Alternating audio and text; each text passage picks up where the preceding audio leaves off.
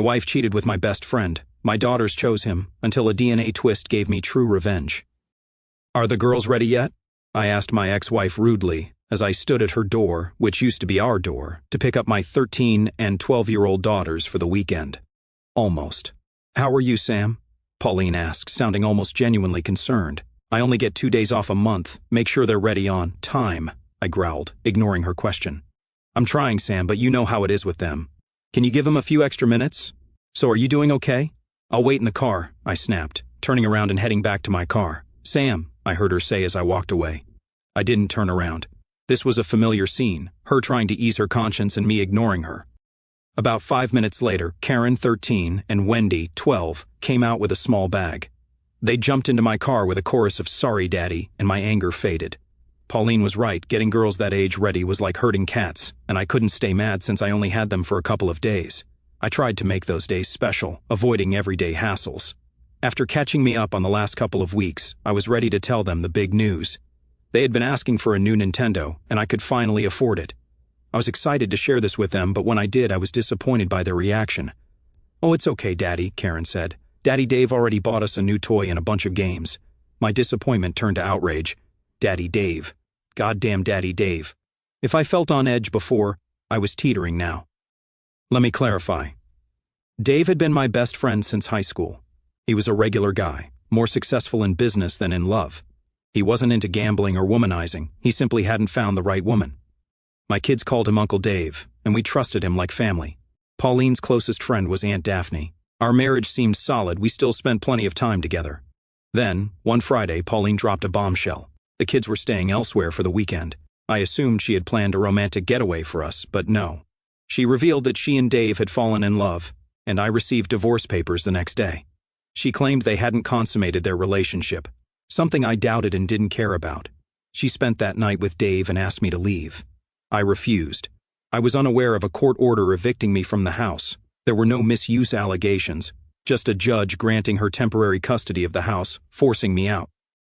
I didn't contest the divorce but made extreme demands, full custody and 75% of her income in alimony. Eventually, I grew weary of the battle and relented. I didn't pay child support due to our similar incomes, but it strained my finances. I lived frugally to afford things like a video game system for my daughters.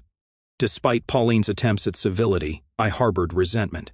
She got everything, a wealthy new husband, while I struggled with minimal time with the kids. With Dave's higher income and my alimony, they lived comfortably while I barely made ends meet. 2 months post-divorce, Pauline and Dave tied the knot. The biggest challenge was how the kids would react. I anticipated pushback or defiance, but they embraced it. Dave had been a fixture in their lives, so his presence wasn't confusing. They were pleased with 2 households. Since their wedding, I communicated only about the kids, offering no pleasantries. Now my children referred to Dave as Daddy. I tried to brush it off during the weekend, but as I dropped them off, I simmered with anger. After kissing them goodbye, they dashed inside, likely eager to try the new games Pauline had prepared. "I need to talk to you," I said, and Pauline's reaction showed she sensed my threatening tone. I turned and walked away from the house, and she followed. "What's wrong, Sam? Explain this Daddy Dave crap. They have one dad, me. So what's that about?" The girls wanted to call him something other than Uncle Dave since we got married. Calling him Uncle felt awkward. We tried just Dave, but that seemed weird, so we settled on Daddy Dave. And who suggested that? I did, but the girls liked it and agreed right away. I told them you might not like it, but they thought you could handle it. Please don't make this a bigger deal. It's not for you to decide how it should be. Hearing them call someone else Daddy, especially that idiot, is painful. He didn't steal your family. And about the video games, we just thought they'd waited long enough and weren't sure when you could do it. We wanted the girls to have them. Yeah, and show me up in the process, huh? Sure, let's show how great Daddy Dave is, and what a loser their real dad is. You left me, married a rich guy, and now have all this money while I struggle. But you can buy them anything they want. It's not like that. It is exactly like that, you goddamn cow. I turned, walked back to the car, and sped away without looking back. I was so angry. The thought of a life sentence for destroying Daddy Dave wasn't on my bucket list. This went on for years. Pauline and Dave expected my anger to soften, but it didn't. They tried to talk to me about my life and hoped I'd move on, but I ignored anything not related to my girls. I hadn't had any serious relationships since the divorce.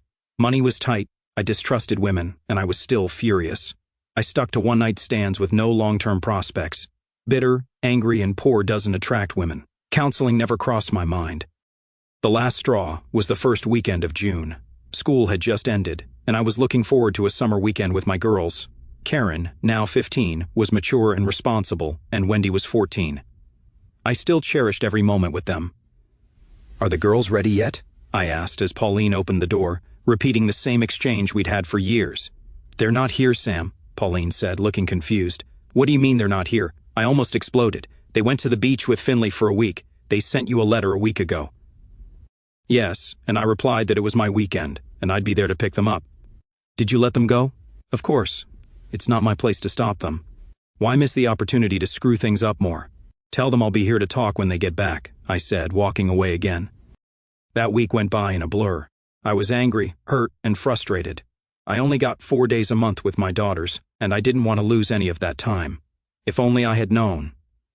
I returned the following Friday night to talk about them going out of town against my wishes. Since the divorce, I had only stopped by the house a few times, always at the girls' request. This time, I stepped into the living room with Pauline and Dave watching from the kitchen.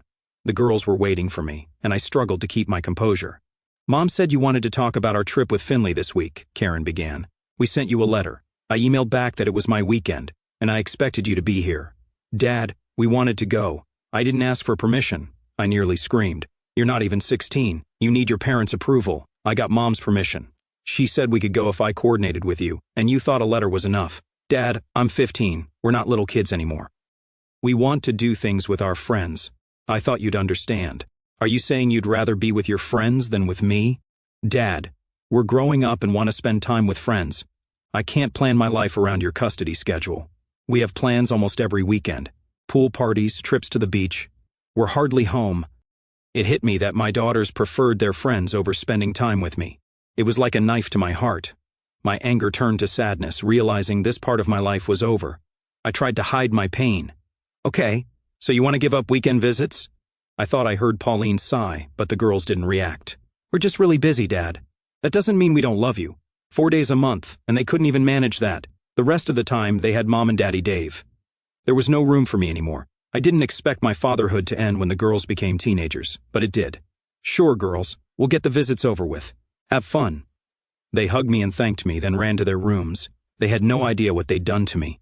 My place in their lives was gone. I stood up and headed for the door. Pauline approached me. "Are you okay, Sam?" I tried to pull myself together, but I'm sure I failed. "Yeah, it's fine. I have opportunities I've been putting off. A buddy in North Carolina has been trying to get me out there for years." I headed for the exit, and Pauline quickly realized my words. "Wait, Sam, you didn't say you were moving to North Carolina, did you?" "Yes, why not? They haven't needed me for years thanks to you. Now they don't need me at all. This is the end result of what you set in motion, Pauline. There's nothing here for me anymore. You and Dave are their parents now. I'm out. Congratulations, you win."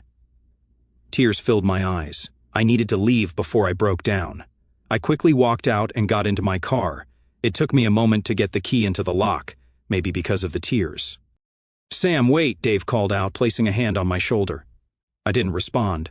I just turned and punched him in the jaw, knocking him down but not out. Pauline rushed to him while I fumbled with my keys. "Sam, don't do this. They're just at that age. They still love and need you, even if they don't realize it now. Leaving will devastate them." "What do you want me to do, Pauline? Sit in my crappy one-bedroom apartment hoping they'll make time for me or be their backup plan if there's nothing else to do? It won't be like that, Sam. Of course it will. You heard them. All I looked forward to was their visits. Now that's gone, and you're breaking their hearts." "I doubt it, but at least I won't be the only one heartbroken anymore." They were relieved they didn't have to visit me. "Honestly, they won't even notice I'm gone, at least for a while." "Sam, please don't do this. I never wanted this." Maybe not, it doesn't matter. Maybe I'll see you again someday." I finally unlocked the car door. Dave got to his feet, both of them looking mournful. I got into the car and paused before closing the door. "Take care of my girls." They nodded slightly as I drove away. I hoped they wouldn't tell the girls. I didn't want them visiting out of pity or obligation. It was time to go our separate ways. Breaking up a family is like losing cherished dreams. Pauline and I envisioned growing old together with visits from children and grandchildren. The end of my marriage shattered those dreams. I still hoped for future milestones like graduations and weddings, but they now felt distant. Maybe someday I'd reunite with the girls, but it felt like the end. I called my friend Tim, who offered me a job. The pay was better, and I'd continue paying child support even though they didn't need it. I wanted to fulfill my obligations without the pain of being physically distant. I had my apartment lease terminated, packed my car, and drove to Durham. Tim set me up in his home services business, where I did repairs and pest control. Nights were tough, and I turned to drinking to cope. Tim's parties became a distraction, but my sadness lingered, especially since I hadn't heard from my daughters in weeks. My booze consumption increased, often leaving me intoxicated. I didn't form emotional connections with the women I met at these parties. I was merely seeking familiarity. The routine persisted: drink, find a partner, pass out, and they'd leave by morning. Tim would provide breakfast, and I'd return home feeling miserable. Over time, I began forgetting my partner's names. The woman from Labor Day was unmemorable, and on Halloween, I couldn't even recognize her costume. Tim hosted a Veterans Day party shortly after Halloween, which everyone enjoyed. Thanksgiving approached, but without my daughters, I drank heavily. Before Thanksgiving, I finally heard from my girls, but it wasn't the reunion I anticipated. Karen called to suggest skipping our visit to go shopping with Finley, still unaware of my relocation. I didn't mention it and wished them a good time. Thanksgiving was lonely. I drank alone in my hotel room, though Tim invited me over. I couldn't bear being around non-family. The next morning, I found several missed calls and texts, including a cheerful Thanksgiving message from my daughters and a voicemail from Pauline, which I reluctantly listened to. "Sam, it's Pauline. I know we haven't talked because I assumed that's what you wanted, but the holidays can be hard, so I wanted to check on you. The girls called you, but they don't realize you've moved. Please remember they're still kids and very busy. They love you very much. I know you don't want to talk to me, but please let me know you're okay. An email or text is fine. I'm sorry for how things turned out. Please let me know you're okay." I deleted all messages and emails, then quickly texted Pauline to let her know I was alive, though not okay. I didn't want to, but it was easier than ignoring her. Feeling down, I grabbed another beer. For weeks, I was either working, drinking, or passed out. As Christmas and New Year's approached, I felt even more depressed, knowing I'd celebrate without my girls for the first time. Finally, I got the call I'd been dreading. My daughters called about Christmas plans. We alternated holidays since the divorce, and this year, I had Christmas Eve. They left a message to confirm. I took a couple of days to gather myself before calling back, but then Pauline called and left a voicemail, clearly annoyed. "Sam, it's Pauline. I hope you missed the girls' message and didn't ignore it. I told them you moved, and they're hurt. They always thought they could see you whenever, and now they know that's not the case. I hope you're proud of hurting them. I don't trust you with them right now. You seem intent on punishing them for my actions. I was going to suggest they fly to you, but I'm not comfortable with that anymore. Please think about what you're doing. Don't ruin your relationship with them because you're mad at me. Call me if you want to talk. Merry Christmas, Sam." "Goddamn cow," I muttered to myself. I had a few more beers and called her back. "Sam, you goddamn cow," I slurred. "Who do you think you are? You can't threaten me about seeing my kids when I can't see them anyway. Sam, are you drunk? Yeah, pretty much. You shouldn't drink so much, Sam, or it's bad for you. What's it to you? You've taken everything I live for. What do you care? Do I care about you, Sam? Yeah, you showed how much you cared by cheating on me and leaving me. You let the kids leave me too. I didn't do that, Pauline. You sent them away on my weekend so they'd never see me. You're a lying, manipulative, cheating strumpet." She took a deep breath. "Sam, I know you're drunk and angry. Let's talk when you've had less to drink. Who are you to judge me? You're the cheater.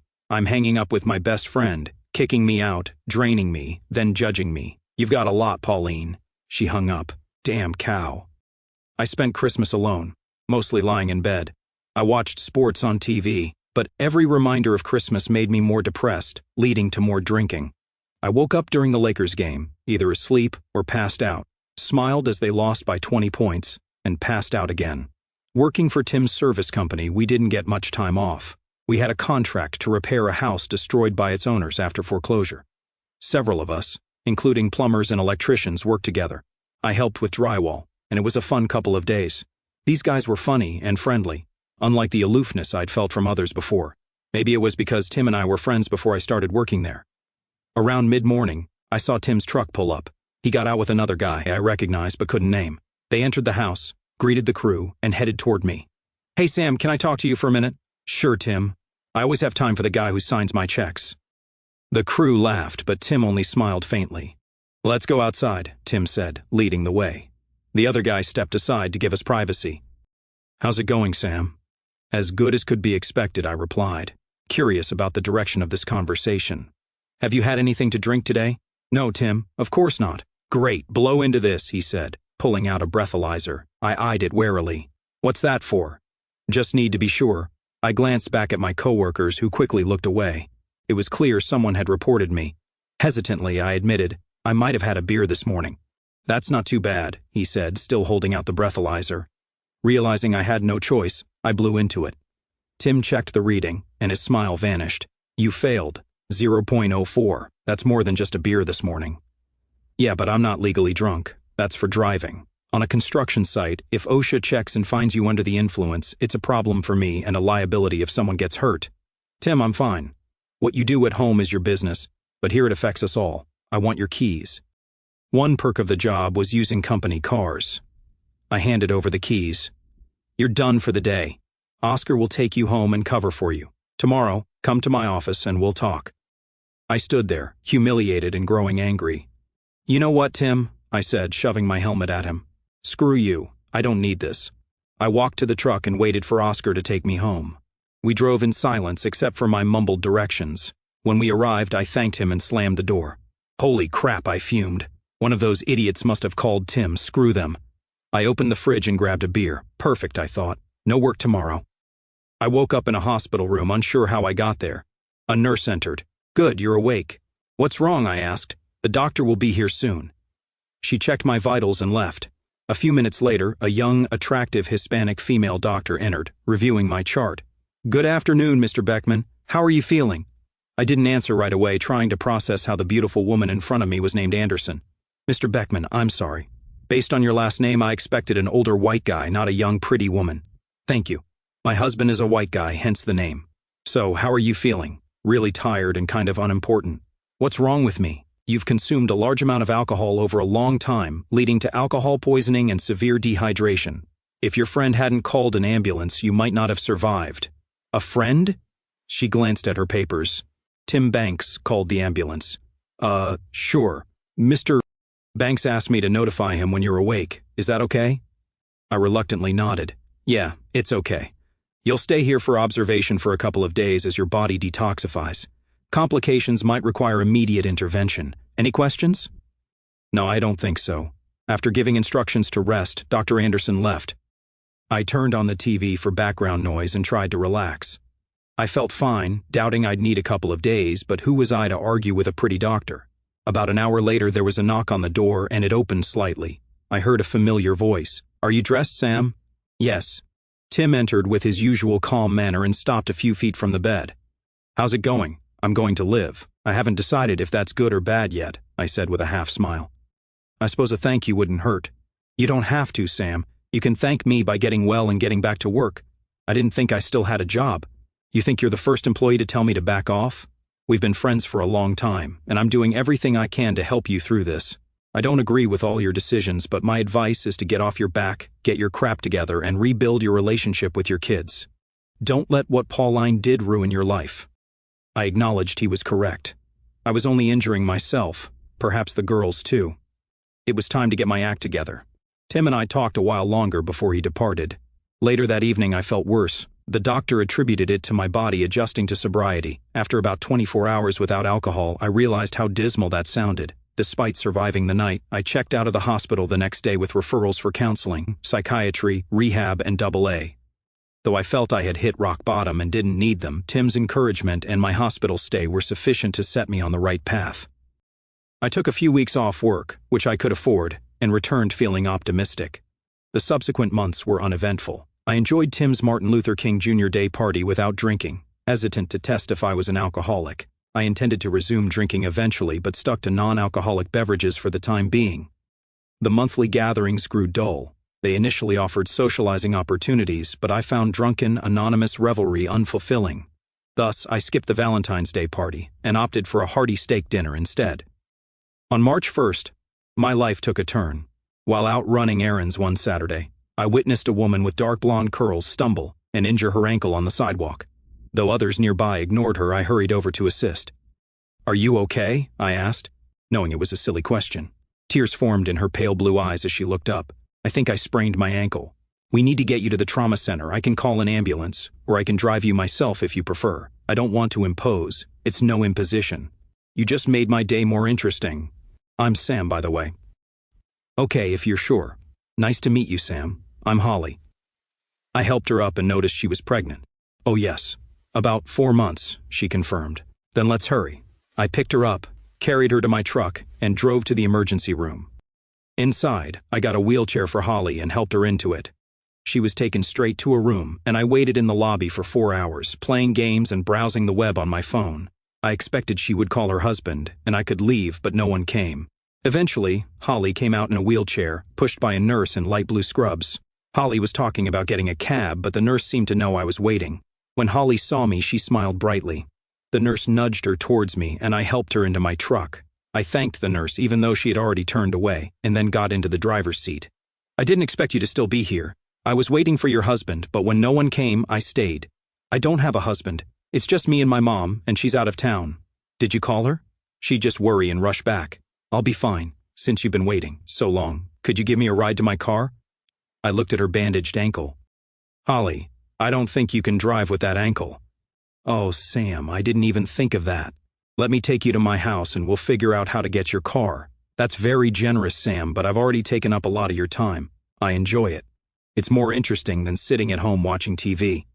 I'd be happy to keep helping if you don't mind. Thanks, Sam. She gave me directions to her house. I carried Holly from the truck into her home. As I headed toward the couch, she stopped me. Sam, I really need the restroom. Do you mind? I followed her directions and placed her in front of the restroom, waiting nearby. I ordered an Uber while I waited. She called out and I found her up and dressed. I carried her to the couch. What now? She asked. I need to pick up your car. It's illegal to park there overnight. How are you going to do that?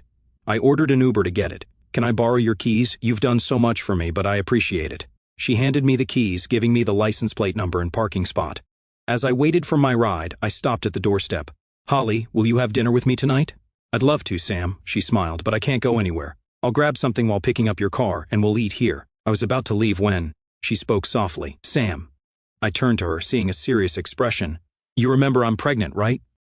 Yes, Holly, I remember. It's just that many men aren't interested in an instant family. I wanted to make sure you knew. Of course. We just met, and there's a lot to learn about each other, but your pregnancy isn't a problem. Okay, Sam, I just wanted to be sure you understand. I understand, I said with a smile. I'll be back with your car and dinner. I waited for my Uber, which arrived about 10 minutes later. The ride was uneventful, and I found her car easily. I picked up Italian food nearby and returned to Holly's house around 7 p.m. She had changed into a dress. I wanted to look nice for our first date. You looked great before, but you still look better, I said. She smiled as I set the food on the table. By the time I came back, she was on her feet with crutches. I moved to help her, but she stopped me. I need to practice. Mom won't be home for a few days. I motioned her to a chair, and she sat down, smelling of freshly applied perfume. You look and smell wonderful, Holly. I suddenly feel underdressed. Oh, you look fine. I don't like men who are too formal. We chatted about everything. I told her about my job at Tim's company, Durham Commercial Services, and she shared about her part-time job at a local car dealership. Her mom worked as a legal secretary. Holly's father left when she was 5, and she hasn't seen him since. She was an only child. I told her about my failed marriage. She was shocked by what Pauline had done, but didn't seem pleased with my handling of the Karen and Wendy situation. Saying it out loud, I realized I wasn't pleased with myself either. Pauline was right, they were just acting like teenagers, and I needed to act like an adult. I had to figure out how to fix it. I purposely refrained from asking Holly about her 4-month pregnancy's partner. It wasn't my place, and I aimed to avoid any appearance of judgment. Stepping outside to give her privacy during her call with her mother, I admired the serene night, pondering over Holly's situation. Since my divorce, I hadn't pursued a long-term relationship, but perhaps it was time to reconsider. Did I want to be perpetually alone due to my ex's infidelity? Addressing the emotions stemming from my past marriage was imperative. After her call, Holly signaled for me to return inside, expressing gratitude for the privacy. We spent the evening chatting on the couch, deliberately avoiding the topic of her pregnancy. As the night progressed, our yawns hinted it was time to retire. Accompanied by her crutches, she escorted me to the door, where we shared a brief kiss and made plans for Sunday. Driving home, I felt elated, and I slept soundly. The next morning, I arrived at Holly's with breakfast from a nearby cafe. Knocking on the door, I waited as she answered, clearly just rising from bed. "Do you really get up this early every morning?" she asked, squinting and smiling. "Construction starts early. I've been waiting for a decent hour." "Well, you brought breakfast, so you're forgiven." We shared another brief kiss, and I made breakfast while she settled into a chair. She loved the food, as I knew she would. I suggested we spend the day exploring the countryside since I hadn't seen much of North Carolina apart from work and Tim's parties. It was a beautiful day, and we had a great time. We visited a museum that had motorized carts, so Holly didn't have to walk much. We had lunch at a small local diner and spent hours relaxing in a park. She often made light physical contact with me, which felt nice. By the time we got back to her place, she was very tired, and her leg hurt. I helped her take a bath, covering the brace with plastic, and then helped her into bed. We agreed I would come over after work the next evening. I brought tacos from a local taqueria, and we talked while I gave her a foot massage. She soon dozed off. I tucked her into bed and prepared to leave. As I was leaving, she sleepily thanked me for coming and mentioned that her mother was coming home the next day. I figured she was letting me know she wouldn't need my help as much once her mother returned. The next night, I was in my apartment, preparing to watch a World War II documentary and forcing myself to eat a frozen meal. What exactly is Salisbury steak? Then the phone rang. "Hello? Where are you?" Holly's sweet voice asked. "I'm home." "Why aren't you here? I thought you were coming. I thought you didn't want me there since your mom was coming home." "You reminded me of that last night," I replied, feeling a bit embarrassed. "Men," she said. "I told you so you'd be ready to meet her. We've been waiting for you." "Okay, I'm on my way." Holly met me at the door with a lingering kiss and put her arms around my neck. I could get used to this, I thought. Inside, her mom, Barbara, was setting the dining table. They looked almost like twins, except Barbara's blonde curls were more groomed. She was fit and only slightly heavier than Holly. When I moved for a handshake, she hugged me tightly and kissed my cheek. "I'm so happy to meet you, Sam. Holly has told me so much about you." "It's my pleasure, Miss Allison. Call me Barbara, and for the record, Allison is Holly's last name, not mine. Mine is Smith from my third husband. I don't plan on a fourth." Holly rolled her eyes at her mom's revelation, which was helpful since the food was ready. I washed my hands, and we sat down to eat. Barbara had made delicious stuffed pasta and garlic bread. "I'm sorry for the confusion, Barbara. I thought Holly meant I wasn't expected since you were coming home." "It's okay, Sam. Misunderstandings happen. I was just happy to meet Holly's new boyfriend." I glanced at Holly, who smiled at me. "She's told me quite a bit about you. I understand you're in construction?" "I work for Durham Commercial Services. We handle construction, pest control, electrical, and plumbing. It's more home maintenance than construction. Do you like it?" "I like working with my hands. My boss hinted I might become a project manager soon." "What do you do?" "I'm a legal secretary, working directly with senior partners. I have a lot of late nights and travel. Thank you for taking care of Holly when she was injured." "It was my pleasure, Barbara. It's been a long time since I've had someone to care for." I felt a pang of sadness as memories of my girls surfaced. Holly and Barbara seemed to notice. We chatted throughout dinner, and I helped clean up. By the time we finished, it was late. Holly and Barbara said goodnight, and Barbara hugged me again before heading to bed. Holly asked me to turn off the lights while she watched a movie on Netflix. We lay down together on a deep couch, with me behind her. It was a romantic movie, but I focused on the beautiful woman in front of me. Soon, we made love. The credits were rolling, and we lay happily together. Minutes passed, and we both drifted to sleep. I woke up about an hour later. "You should probably get going. You have work tomorrow." Holly broke the silence. I knew she was right, but I didn't want to leave. I was willing to get up early and go home before work if needed. We walked to the front door. "I'll see you tomorrow." As I drove away, I saw her still standing in the doorway, waving. Last night felt like an exploration to see how we fit together. I didn't want to leave again, so I brought a change of clothes for tomorrow, just in case. I wouldn't mention it to Holly unless it came up. Barbara met me at the door, and I joined Holly on the couch. When Barbara called us to dinner, there were only 2 plates. Holly and I sat down, and Barbara excused herself, returning 30 minutes later, looking ready for a night out. If Holly didn't mention, "I have a date tonight. I'll be back in the morning. Have a nice evening." I'd been at the construction site for a little over 2 weeks since Holly fell. We spent almost every night together, though some nights were just sleeping because I was overworking myself. Events repeated as Tim and Oscar drove up to the site together. I glanced around to see if anyone looked guilty of snitching on me, but nothing seemed unusual. I wasn't worried since I hadn't had a drink since the hospital, but I was annoyed at another attempt to snitch. Tim headed to the house where we were working, and Oscar waited by the truck. Tim praised the workers and then approached me. "Got a minute, Sam?" I nodded and followed him, expecting trouble. "No trouble, Sam. I was visiting sites and wanted to check in. You haven't been to the last couple of parties, which I get, and I just wanted to see how you're doing." "I'm doing great, Tim. I've started seeing someone." "That's great, Sam. Any luck with the kids? I'll need some time off to fly down and see them. Just let me know when and for how long, and I'll make sure you're covered. I'll check flights tonight and let you know." I flew out the following Tuesday, assuming the girls might not be home over the weekend, hoping to keep them overnight. I splurged on a nicer hotel room with 2 double beds, determined to repair our relationship. As the plane flew through the clouds, I thought about Holly and our goodbye. She helped me book flights and pack. She was getting around better, but I still carried her up the stairs to my apartment, and for the first time, we made love in my bed. We returned to her house when it was time for me to leave for the airport. She said goodbye at the door. "I'm going to miss you, Sam." "Yep, I love you." She looked worried as she said she loved me for the first time. She shouldn't have worried. I lifted her chin to look into her eyes. "I love you too, Hollywood. I'll be back as soon as I can." She smiled broadly, hugged me again, and then I left. The warm feeling stayed with me all the way to Austin. My flight landed in the afternoon. I grabbed a bite to eat, checked into the hotel, and bought a few things for my stay. I waited, knowing the girls would come home from school around 4:30. I assumed they still did homework until dinner, sticking with that assumption until I found out otherwise. I pulled up to the house in my rental car at 5:15. Pauline's Toyota and an old van were in the driveway, but Dave's car was missing, likely still at work. No one came out as I walked up, so I knocked on the door. A voice called out, "Coming," and Pauline appeared. She looked as beautiful as ever, but I realized I had no feelings for her anymore. She hugged me tightly, surprising me. "Sam, oh my God, you're back. The girls will love it," she said. "No, Pauline, I haven't moved back. I flew in to see the girls." She looked disappointed, likely for the girls' sake. "Oh, they're working on their homework. I'll get them." "Wait, Pauline, I need to tell you something first."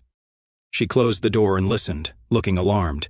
"I'm sorry for how I spoke to you on the phone. I was hurt and angry." "You were drunk," she added. "Yes, I was. I couldn't take care of myself, let alone the girls. You didn't deserve that, and I wanted to apologize." "Thank you, Sam. I appreciate it. It's been hard for everyone." "Are you here long?" "I'm flying out Sunday. I was hoping the girls could stay with me for a few days." "Why not? Not for the whole time. I'll pack for them." "Thank you, Pauline. Can you come over tomorrow to talk after you take the girls to school, or just us?" Taking a deep breath, I agreed. "Of course, Pauline." She smiled, pleased. "Okay, tomorrow then. I'll get the girls." A minute later, the girls came running out, tackling me with apologies and "I love you." We ended up on the lawn with them piled on top of me. I stopped them to speak. "Girls, you don't need to apologize. What happened was my fault. I didn't handle it well. But we could have been more careful," Wendy said. "You'd be giving teenagers a bad reputation," I joked. "Let's focus on moving forward. Your mom said you can stay with me until Sunday, so pack your bags." "But this weekend," one started. "Don't worry about this weekend," Pauline interrupted. "Go and get ready." The girls ran off, and I asked Pauline, "This weekend?" "We were planning to take them to the lake, but this is more important." "Thank you, Pauline. I didn't mean to disrupt your plans." She nodded and went to check on the girls. I ensured my rental car had room for their bags, and soon we were on our way. At the hotel, we unpacked and went to Texas Roadhouse for dinner. I groaned when Karen ordered a salad, but Wendy made up for it by ordering a steak and baked potato. Sometimes you have to live a little. We spent the evening catching up. Karen had found a boyfriend named Rob, who was in several of her classes. She showed me a picture, and he seemed nice enough, though as a father, it's never easy to see your daughter with a boyfriend. After some time, I made them finish their homework while I relaxed online, feeling grateful that my past anger hadn't cost me my relationship with my daughters. They caught me looking at them a few times, and we exchanged smiles, which was sweet. The next morning, I drove them to school and then headed to my old house to talk to Pauline. I didn't see the point since we were long divorced, but I agreed. Pauline opened the door as I arrived and offered me water. We sat at the kitchen table, the same place where she'd once told me she wanted a divorce. "Thanks for coming, Sam," she started. "Unless it's about the kids, I don't see the point," I replied. "Sam, it's been 4 years and we've never really talked. I know you were hurt and part of me still cared. I hoped your anger would fade, but it hasn't." "Why? Has anything changed?" "No, nothing's changed. You still cheated on me." She tried to interrupt, but I stopped her. Whether you had physical contact with him before or after serving me, you still cheated. You lied about where you were, spent time with him, and developed feelings that led to you leaving me. You destroyed our family and left me struggling, seeing the girls only 4 days a month, while you got the majority of their time and financial stability. Sam, I didn't marry Dave for the money. We love each other and are happy. Good for you, but that doesn't help me. Why should I be happy just because you are? I wanted you to know I didn't divorce you to hurt you or for money, it just happened. Great. I'm glad ruining my life didn't trouble you too much. See, you always twist things to make me seem evil. That's not what it's about. Whether you intended to or not, you knew it would happen. Divorce usually means the mother gets the kids, and the father becomes part-time. I slammed my hand on the table. It wouldn't have happened if you stayed true. You had to open yourself up to fall for Dave. All those times you spent together were a direct attack on our marriage, and you did nothing to stop it. If you think we can be friends, you're wrong. I'll be polite when necessary, but that's it. Sam, you're right. I'm sorry, I was wrong, but isn't there a way for you to forgive me even if you can't forget? I tried to stay calm. Pauline, because of you and that idiot, I lived like a broke college student for years, barely having enough to eat and living in a crappy apartment. I'm sorry, Sam, but how could I have known that? You didn't know because you chose not to know. You knew my income, where I lived, and the rent was on the website. You knew how much child support you were getting. It was simple math, Pauline, but you didn't care to find out what situation you left me in. You had your life and a new, wealthier husband. Who cared about me? The girls didn't say anything, so I figured you ignored it. I made sure my pantry and fridge were full when they visited. The rest of the time, I lived on ramen and mac and cheese, saving to take them out and buy that video game. You bought it anyway, like it was nothing. You know what? Screw civility. If we have to be in the same place, just stay away from me. Sam, is there anything else you want to say, Pauline? This may be your last chance. Sam, I'm sorry. I had no idea it was this bad. You're right, it never occurred to me to find out. I thought you'd say something. Yeah, having my wife leave me for my best friend wasn't humiliating enough. Let me tell them how hard I'm struggling financially. Pauline sighed, thinking I wanted to leave, but stayed to finish this. Sam, you're right. I didn't see your perspective. It was easier for me not to know the truth. I felt guilty and assumed you were managing. There's no point in facts ruining your reality, is there? I guess it was naive to think we'd all be friends again. I guess so, but we have our daughters to raise. I'd like to work out visits over the summer and vacations. Of course, Sam. I'll never keep them from you as long as you're in a good place. We can work something out. Despite the unpleasant conversation, I was glad it was over. Now I knew Pauline's attempts to talk were just to ease her guilt. I picked up the girls from school, and we went to a mini golf course. We had a great time and then headed back to the hotel. They did homework while I ordered pizza. Over dinner, they asked me about my life in North Carolina. I apologized again for my past behavior, and they reassured me they were happy we were back together. They were also curious about Holly. Geez, Dad, Wendy said, you're almost done with us, and now you're starting over. That's another 18 years. You know you're almost 40, right? We laughed, and it was great to banter with them again. I think I remember that. With my advanced age, I might need a modified wheelchair to keep up with a young kid. We all burst into laughter. After dinner, they did more homework while I surfed the internet. I called Holly when they were asleep, and we caught up, expressing how much we missed each other. After we hung up, I went to bed. The rest of the visit was similar. Dinner on Friday, bowling and mini golf on Saturday. We didn't have to worry about school, so I had an early flight on Sunday and wanted to spend as much time with them as possible. They didn't mind missing out on friends or the lake. On Sunday morning, I drove them home. At their insistence, I went inside to say goodbye to Pauline. I tried to be a good role model, but it took all my energy. I hadn't seen Dave, and I assumed he was avoiding me. The flight home was bittersweet. I missed my girls, but was glad everything went well. I really missed Holly and looked forward to seeing her again. I took a cab from the airport straight to her house. Barb opened the door and directed me to Holly's bedroom. She's waiting for you, Barb said, smiling and winking. By June, I had moved in with Holly and Barbara. I was there almost every night, so when my lease ended, I didn't renew it.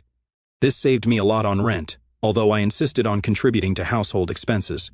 I sent my daughters to visit in mid-June after school ended, giving them a week to relax before spending Father's Day with me in North Carolina. Holly bonded with them instantly, taking them out for fun activities while I was at work. Every night, Karen and Wendy would tell me how much fun they were having and ask when I would propose. I confided that I already had the ring and was just waiting for the right moment. They loved being in on the secret. We had many tears when the girls left at the end of June. I hoped they could visit again before school started in August, but it wasn't guaranteed. The next planned visit was Thanksgiving. I wanted to visit them in Texas, but with work and Holly's upcoming delivery, I wasn't sure if that would work out. We decided to celebrate the 4th of July at Tim's party. When we arrived, Tim greeted us by name, and I realized for the first time that he and Holly knew each other. We didn't get to talk much, but he congratulated Holly on the baby. I went to get food for us, knowing Holly's appetite had increased. As I loaded my plate, Tim approached me. "You didn't tell me you were dating Holly." "I didn't know it mattered," I replied. "I didn't know you knew each other. She's a friend of a friend. She came to some parties last year, including a Halloween party." He looked thoughtful, so I asked, "What's going on, Tim? How far along is she?" "About 8 months." "Why?" "Do you remember the Halloween party?" "Not much. I was still drinking then." "Why?" "I saw you go into a spare bedroom with Holly that night. She was dressed as Wonder Woman with a dark wig and a mask." I paused, remembering that night. "Okay, let's say you're right. So what? Sam, this could be your baby." Tim's words hit me hard.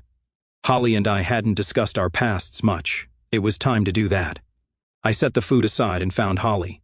Seeing the look on my face, she became worried.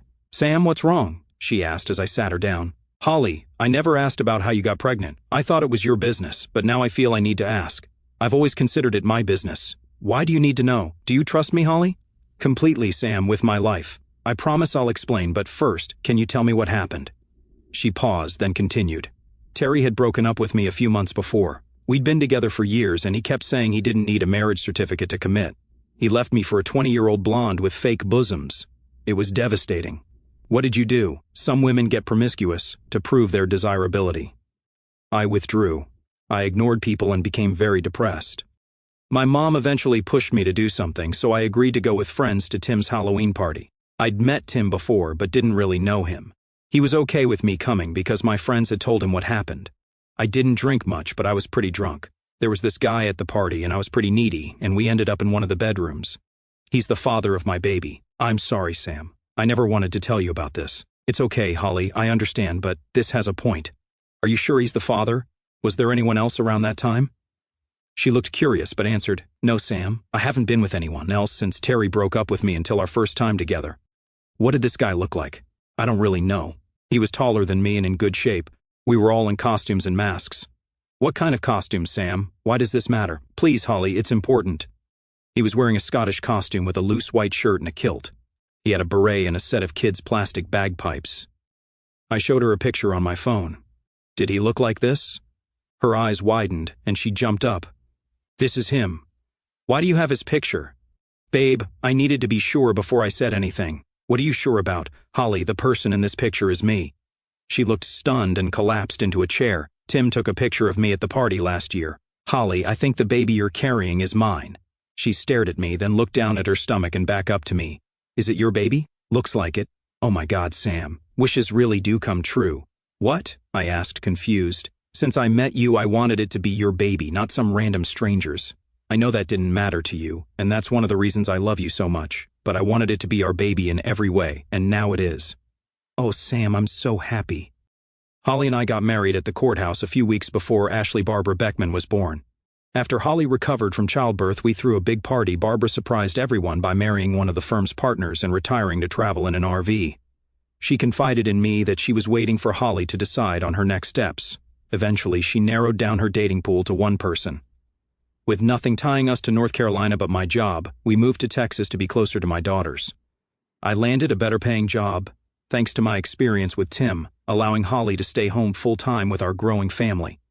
During my time in North Carolina, Tim didn't settle down with anyone long-term. Back in Texas after 2 years, we attended a wedding where we met a bride we didn't know. By the time I returned to Austin, Karen was starting college at UT, and Wendy was finishing high school. She had options for college, and I supported her decisions. Pauline and Dave hit a rough patch, possibly due to trust issues stemming from Pauline's past infidelity. It coincided with Karen leaving for college, leading Dave to have more free time. While I didn't dwell on their problems, part of me saw it as karma.